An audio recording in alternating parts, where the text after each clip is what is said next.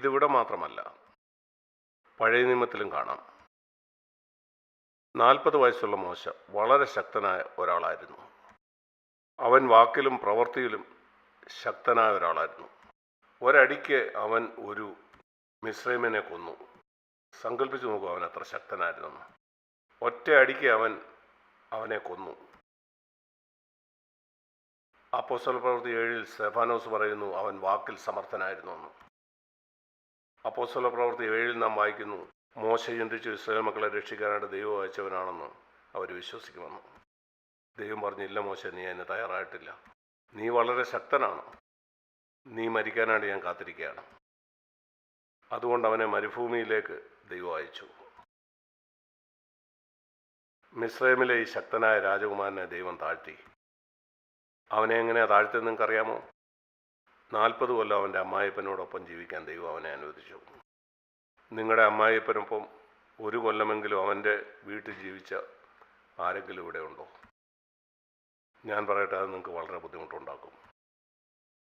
ആളുകളെ താഴ്ത്താനായിട്ട് ദൈവത്തിൻ്റെതായ വഴികളുണ്ട്. 40 കൊല്ലം അവൻ ഉപജീവനത്തിനായി തൻ്റെ ഭാര്യാപിതാവിനെ ആശ്രയിക്കേണ്ടതായിട്ട് വന്നു. തനിക്ക് 80 വയസ്സുള്ളപ്പം അവൻ തൻ്റെ സ്വയത്തിൻ്റെ ഏറ്റവും അടിയിലെത്തി. അപ്പോൾ ദൈവം പറഞ്ഞു, മോശ, നീ എന്നെ ശുശ്രൂഷിപ്പാൻ തയ്യാറായിരിക്കുന്നു. വരൂ. മോശ പറഞ്ഞു, കർത്താവേ, ഞാനില്ല, എനിക്ക് സംസാരിക്കാൻ അറിയില്ല. സംസാരിക്കാൻ അറിയില്ലേ? 40 വയസ്സുള്ള മോശ വാക്കിൽ സമർത്ഥനായിരുന്നു. എന്ത് സംഭവിച്ചു അവന്? എന്തൊരു വലിയ പ്രവൃത്തിയാണ് ദൈവം അവനിൽ ചെയ്തത്.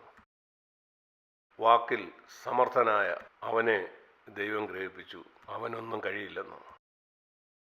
ദൈവം പറഞ്ഞു, നീ ഇപ്പോൾ ഒരുങ്ങിയിരിക്കുന്നു. ഇനിയും ഇസ്രായേൽ മക്കളെ നീ വിടുവിച്ചാൽ നിന്റെ തല വലുതാവില്ല.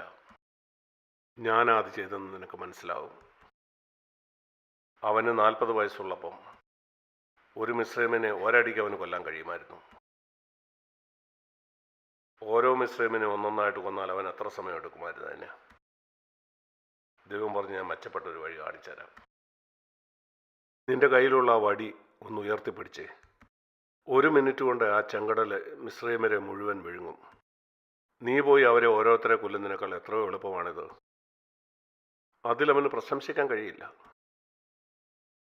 എൻ്റെ ഹൃദയത്തിൻ്റെ ആഴത്തിൽ നിന്ന് ഞാൻ നിങ്ങളോട് ഓരോരുത്തരോടും പറയട്ടെ, നിങ്ങളുടെ ജീവിതത്തിൽ ഒരു പ്രവൃത്തി ചെയ്യാൻ ദൈവം താമസിക്കുന്നുവെങ്കിൽ കാരണം അവനറിയാം നിങ്ങൾ ചെയ്യുന്നതിൻ്റെ പ്രശംസ നിങ്ങൾ തന്നെ എടുക്കുമെന്ന്. അവൻ ചെയ്ത ചില കാര്യങ്ങളുടെ പ്രശംസ നിങ്ങൾ ഏറ്റെടുക്കുന്നത് അവൻ കണ്ടിട്ടുണ്ട്. അവൻ പറയുന്നു, ശരി, നിങ്ങളിതുവരെ ആ പാഠം പഠിച്ചിട്ടില്ല. ചില സാഹചര്യങ്ങളോട് നിങ്ങളെ കൂട്ടിക്കൊണ്ടു പോകുമ്പം നിങ്ങൾ കവണ് വീണ് ഇപ്രകാരം പറയുമോ, അത് ഞാനല്ലായിരുന്നു. അതിൻ്റെ മഹത്വമെടുത്തതിൽ നിങ്ങൾ മാനസാന്തരപ്പെടുമെന്ന് അവൻ നോക്കുന്നു. നിനക്കുണ്ടായ ജയങ്ങളിൽ, ഈ ഭൂമിയിൽ നിനക്കുണ്ടായ ജയങ്ങൾ തന്നെ, നിന്റെ ജോലിയിൽ, ഓഫീസിൽ, നിന്റെ ബിസിനസ്സിൽ, അല്ലെങ്കിൽ നിന്റെ ആത്മീയ ജയങ്ങളിൽ, അല്ലെങ്കിൽ കർത്താവിനെ സേവിക്കാനുള്ള നിങ്ങളുടെ ഏതെങ്കിലും കഴിവുകളിൽ നിങ്ങൾ പ്രശംസിക്കുമെന്ന് അവൻ പറയും, എനിക്കിതിനെ ഉപയോഗിക്കാൻ കഴിയില്ല. ചെറിയ കാര്യം നിന്നെ നിഗളിപ്പിക്കുന്നു. എനിക്ക് വേണ്ടി കൊച്ചു കാര്യം ചെയ്തിട്ട് നീ നിഗളിക്കുന്നു. ഞാൻ നിന്നെ നശിപ്പിക്കാൻ ആഗ്രഹിക്കുന്നില്ല. നീ ഒരുങ്ങിയിട്ടില്ല. നീ മരിക്കണം. അവൻ കാത്തിരിക്കുകയാണ്. പെട്ടെന്ന് അവിടെ എത്താം. അവനോട് പറയുക, കർത്താവേ, നീ ഇല്ലാതെ എനിക്കൊന്നും ചെയ്യാൻ കഴിയില്ലെന്ന് മനസ്സിലാക്കാൻ എന്നെ സഹായിക്കണേ. നിങ്ങളവിടെ എത്തുമ്പോൾ ദൈവത്തിൻ്റെ പ്രവൃത്തി പൂർത്തിയാകും. തൻ്റെ ആത്മാവുകൊണ്ട് നിന്നെ നിറയ്ക്കും. ഭയത്തോടും വിറയലോടും കൂടെ നിങ്ങളുടെ രക്ഷയ്ക്കായിട്ട് പ്രവർത്തിക്കുക. ഈ ഭയത്തോടുകൂടി നിങ്ങൾ പ്രവർത്തിക്കുന്നെങ്കിൽ, ഞാൻ പറയട്ടെ, എനിക്കറിയാം പൗലോസ് എന്താണ് ഭയത്തോടും വിറയലോടും കൂടെ പ്രസംഗിച്ചെന്ന്. എനിക്ക് ദൈവത്തിൻ്റെ മുമ്പാകെ പറയാൻ കഴിയും, ഇപ്പോൾ ഞാൻ പ്രസംഗിക്കുന്ന ഓരോ പ്രസംഗവും നിങ്ങൾ കാണുന്നില്ലെങ്കിലും ഭയത്തോടും വിറയലോടും കൂടാണ് ഞാൻ ചെയ്യുന്നത്. ഞാൻ എന്തിനെയാണ് പേടിക്കുന്നത്? നിങ്ങളുടെ അഭിപ്രായത്തെ അല്ല, മനുഷ്യൻ്റെ അഭിപ്രായത്തിൽ നിന്ന് ദൈവം എന്നെ രക്ഷിച്ചു. എന്നാൽ ഞാൻ ഭയപ്പെടുന്നത് ഞാൻ എന്താ ആഗ്രഹിക്കുന്നത് അതാണോ ഞാൻ പറയുന്നതെന്നുള്ള കാര്യമാണ്. ഞാൻ ഭയപ്പെടുന്നത് എൻ്റെ ബുദ്ധി എന്തോ പറയുമോ അതാണ് ഞാൻ പ്രസംഗിക്കുന്ന ഒന്നാണ്. ഞാൻ ഭയപ്പെടുന്നത് ഞാനതിൻ്റെ മഹത്വം എടുക്കുമെന്നുള്ള കാര്യമാണ്. അതാണ് എന്നിൽ ഭയവും വിറയലും ഉണ്ടാക്കുന്നത്. ഇന്ന് ഈ ഭയവും വിറയലും ഇല്ലാതെ ഒരിക്കൽ പോലും ഞാൻ പ്രസംഗപീഠത്തിൽ വരാറില്ല. ഈ ഭയവും വിറയലും ഇല്ലാതെ ഇന്നൊരു കാര്യവും കർത്താവിന് വേണ്ടി ചെയ്യാൻ ഞാൻ തുനിയാറില്ല. എന്നാൽ ആരംഭകാലത്ത് അങ്ങനെ ആയിരുന്നില്ല. ഞാൻ സ്വയത്തെ വിശ്വസിച്ചിരുന്നു. ഞാൻ പരിച്ഛേദന ഇല്ലാത്തൊരു ക്രിസ്ത്യാനിയായിരുന്നു. എൻ്റെ കഴിവുകളിൽ വളരെ വിശ്വാസമുള്ളവൻ. ഞാനൊരു പൂർണ്ണ പരാജയമാകാൻ ദൈവം അനുവദിച്ചു. പ്രസംഗം തന്നെ അവസാനിപ്പിക്കുന്ന നിലയിലേക്ക് ഞാനെത്തി. അങ്ങനെ ദൈവം എന്നെ ഒരുക്കിയത്. നിങ്ങളെ ഉത്സാഹിപ്പിക്കാനായിട്ട് ഞാൻ പറയട്ടെ, എൻ്റെ പ്രിയ സഹോദരീസഹോദരന്മാരെ, ദൈവം നിങ്ങളെ വളരെയധികം സ്നേഹിക്കുന്നു. അവൻ നിങ്ങളിൽ ഓരോരുത്തരും കൂടെ വലിയൊരു പ്രവൃത്തി ചെയ്യാൻ ആഗ്രഹിക്കുന്നു. അതിനാണ് അവൻ നിങ്ങളെ വിളിച്ചത്, നിങ്ങളെ രക്ഷിച്ചത്. നിങ്ങൾ ക്രിസ്തുവിൻ്റെ ശരീരത്തിലെ ഒരു അവയവമാണ്. അവനൊരു ഉദ്ദേശമുണ്ട്. നിങ്ങളെക്കുറിച്ച് ദൈവത്തിന് ഒരു ഉദ്ദേശവുമില്ലെന്ന് കരുതരുത്. ഒരു ഉദ്ദേശത്തോടു കൂടിയാണ് അവൻ നിങ്ങളെ ഇവിടെ കൊണ്ടുവന്നത്. നിങ്ങളെ ചെറുതാക്കുന്ന ആ പ്രവൃത്തി ചെയ്യാനായിട്ട് ദൈവത്തെ അനുവദിക്കുക. നിങ്ങൾ ഒരിക്കലും സഭയിലുള്ള ഏതെങ്കിലും ഒരു സഹോദരന് മേലെ നിങ്ങളെ ഉയർത്തരുത്. ആ താഴ്ന്ന സ്ഥലം തിരഞ്ഞെടുക്കുക. ശിഷ്യന്മാരുടെ കാല് കഴുകുന്ന ആ ശുശ്രൂഷ നിങ്ങൾക്ക് ദൈവം തരാനായിട്ട് പ്രാർത്ഥിക്കുക. നിങ്ങളുടെ ജീവിതകാലം മുഴുവനോടായിരിക്കാൻ ആഗ്രഹിക്കുക. അതാണ് എൻ്റെ പ്രാർത്ഥന. കർത്താവ്, എൻ്റെ ജീവിതകാലം ശിഷ്യന്മാരുടെ കാല് കഴുകാൻ എന്നെ സഹായിക്കണേ. എനിക്കൊരു സ്ഥാനമോ ബഹുമാനമോ അറിയപ്പെടാനോ ഒന്നും ആഗ്രഹമില്ല. എല്ലാവരും ഉയരാനായിട്ട് ആഗ്രഹിക്കുന്ന ലോകത്തിൽ താഴോട്ട് പോകാൻ ആഗ്രഹിക്കുക. യേശുവിനെ പോലെ താഴോട്ട് പോവുക.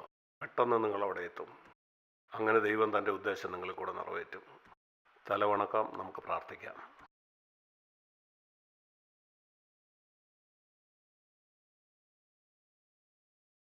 ഇന്ന് ഞാൻ നിങ്ങളോട് സംസാരിച്ച ആ പ്രമാണം നിങ്ങൾക്ക് മനസ്സിലായില്ലെങ്കിലും ഒരു കുഴപ്പവുമില്ല. ഇത് മനസ്സിലാക്കേണ്ട ഒരു കാര്യമല്ല. നിങ്ങളുടെ ഹൃദയത്തിൻ്റെ ദാഹമാണ് പ്രധാനം.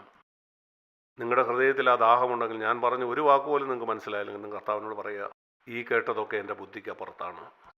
സ്വയത്തിന് മരിക്കുക എന്ന് പറഞ്ഞാൽ എന്താണെന്ന് പോലും എനിക്കറിയില്ല. ഇതൊന്നും എനിക്ക് മനസ്സിലായില്ല. എങ്കിലും കർത്താവേ, എനിക്ക് നിന്നെ വേണം. മറ്റെന്തിനേക്കാളും അധികം എനിക്ക് നിന്നെ വേണം. എൻ്റെ ആഗ്രഹം എൻ്റെ ജീവിതം മുഴുവനും നിൻ്റേതാകണമെന്നാണ്. എൻ്റെ മുഴുവൻ ഹൃദയവും നിൻ്റേതാകണമെന്നാണ് എൻ്റെ ആഗ്രഹം. അത് മുഴുവനും കർത്താവെ അങ്ങയുടേതാണ്. ഞാൻ നേടിയതിൽ ഞാൻ പ്രശംസിച്ച കാലത്തെ ഓർത്ത് കർത്താവെ ഞാൻ ദുഃഖിക്കുന്നു. ഞാൻ പ്രശംസിക്കരുതാത്ത കാര്യങ്ങളെ ഓർത്ത്, ഞാൻ പ്രശംസിച്ചതിനെ ഓർത്ത് ഞാൻ ദുഃഖിക്കുന്നു. കർത്താവെ, എന്നോട് ക്ഷമിക്കണേ. എപ്പോഴും എൻ്റെ മുഖം പൂഴിയിലാഴ്ത്താനായിട്ട് എന്നെ സഹായിക്കണേ. കർത്താവെ, നിൻ്റെ ആത്മാവുകൊണ്ട് എന്നെ നിറയ്ക്കണം. എന്ത് വില കൊടുത്ത് നിൻ്റെ ആത്മാവിൽ എന്നെ നിറയ്ക്കണേ. ഈ ജീവിതം എനിക്ക് നിനക്കായിട്ട് ജീവിക്കണം. ഞാൻ കാണപ്പെടാത്തവനായിട്ട്, അറിയാത്തവനായിട്ട് ഈ ലോകത്ത് ജീവിക്കട്ടെ. എൻ്റെ സ്വയത്തിന് എനിക്ക് മരിക്കണം. ഈ ലോകത്തിന് ഞാൻ മരിച്ചവനാകട്ടെ. അതിൻ്റെ പുകഴ്ചയ്ക്കും മാനത്തിനുമെല്ലാം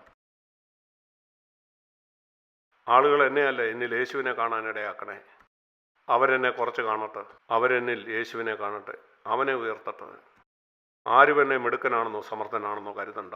എനിക്ക് ചെറുതാകണം. അങ്ങൻ്റെ ജീവിതത്തിൽ ഉയരുന്നതാണ് എനിക്ക് വേണ്ടത്. ഞാനിത് അർത്ഥമാക്കി പറയുന്ന കർത്താവെ, എന്നെ കണ്ടുമുട്ടണേ. എനിക്കിത് വേണം. ഞാൻ ആ ശൂന്യതയിൽ എത്തിയിട്ടില്ലെങ്കിൽ കർത്താവെ, എത്രയും പെട്ടെന്ന് എന്നെ അവിടെ എത്തിക്കണേ. എനിക്കായി ജീവിച്ചുകൊണ്ട് ഇനിയും എനിക്ക് എൻ്റെ സമയം പാഴാക്കണ്ട. നിൻ്റെ ഇഷ്ടമനുസരിച്ച് എനിക്ക് ജീവിക്കണം. ഞാൻ വിശ്വസിക്കും ദൈവം പെട്ടെന്ന് തന്നെ നിന്നിൽ ആ പ്രവൃത്തി ചെയ്യുമെന്ന്. കർത്താവെ, ഇന്ന് ഞങ്ങൾ അവിടുത്തെ മുമ്പാകെ തല വണക്കിയിരിക്കുന്നു. അങ്ങ് ഞങ്ങൾ ചെയ്യാൻ ആഗ്രഹിക്കുന്നത് എന്താണെന്ന് കാണാനായിട്ട് ഞങ്ങളെ സഹായിക്കണേ. എനിക്കറിയാം എൻ്റെ വാക്കുകൾക്കൊരിക്കലും അത് ചെയ്യാനായിട്ട് കഴിയില്ലെന്ന്. എന്നാൽ നിൻ്റെ പരിശുദ്ധാത്മാവിന് ഈ ബലഹീനമായ വാക്കുകൾ കൊണ്ട് ഹൃദയങ്ങളെ രൂപാന്തരപ്പെടുത്തുവാൻ കഴിയുമെന്ന്. അങ്ങനെ നിൻ്റെ ഉദ്ദേശം അവരുടെ ജീവിതങ്ങളിൽ നിന്ന് നിറവേറ്റുമെന്ന്. നന്ദി പിതാവേ. അവിടുത്തെ വചനം നിലനിൽക്കുന്ന എല്ലാ ജീവിതത്തിലും നിലനിൽക്കുന്ന ഫലങ്ങൾ ഉണ്ടാക്കട്ടെ. യേശുവിൻ്റെ നാമത്തിൽ പ്രാർത്ഥിക്കുന്നു. ആമേൻ.